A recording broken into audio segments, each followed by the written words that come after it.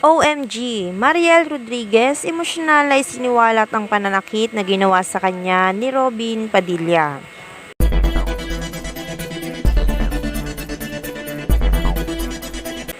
Isang pag-amin ang masikinagulat ng lahat ngayong araw ay lakas loob ng isiniwalat ni Mariel Rodriguez ang buong katotohanan sa likod ng totoong dahilan ng paghihiwalay nila ni Robin Padilla.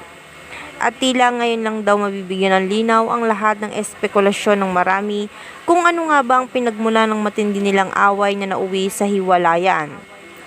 Lakas loob ng inamin ni Mariel na dumating na raw sila sa point ni Robin na hindi na talaga nagkakasundo sa mga bagay-bagay at nauuwi na ito kung minsan sa sakitan.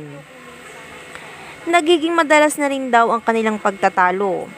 Sinikap naman daw nila itong ayusin ngunit hindi na talaga magkasundo ang kanilang bawat desisyon.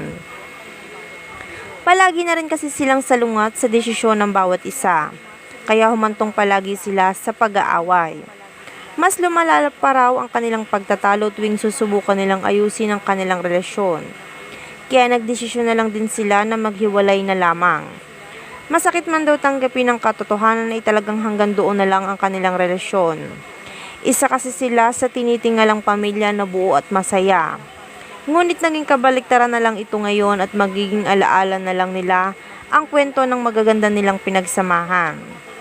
Kwento pa ni Mariel, ilang taon rin daw nilang iningatan ang kanilang pagsasama. Kaya hindi rin ganun kadali nakalimutan ang maganda nilang pagsasama. Pareho daw nilang pinili ang mapag-isa para sa ikatatahimik ng kanilang puso at isipan.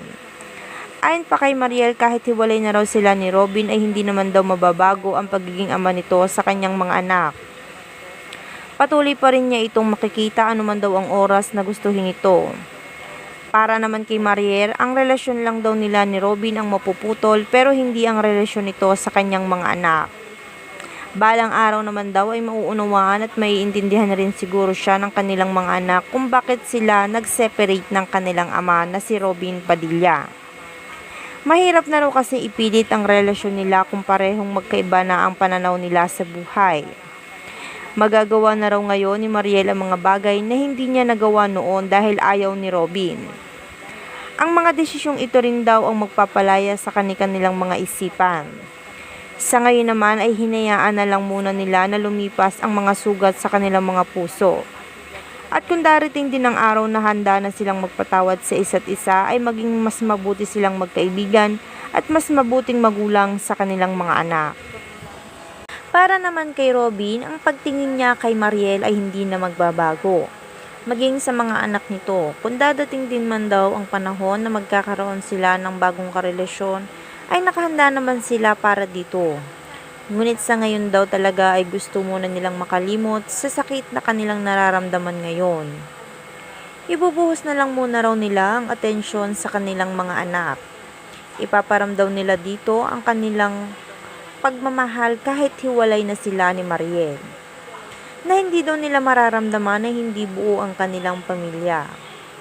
Sa kabila naman ng bigat na pagsubok na pinagdadaanan ng pamilya nila ay maraming netizen pa rin ang umaasa na muli silang magkakaayos at mabubuo ang kanilang nasirang pamilya.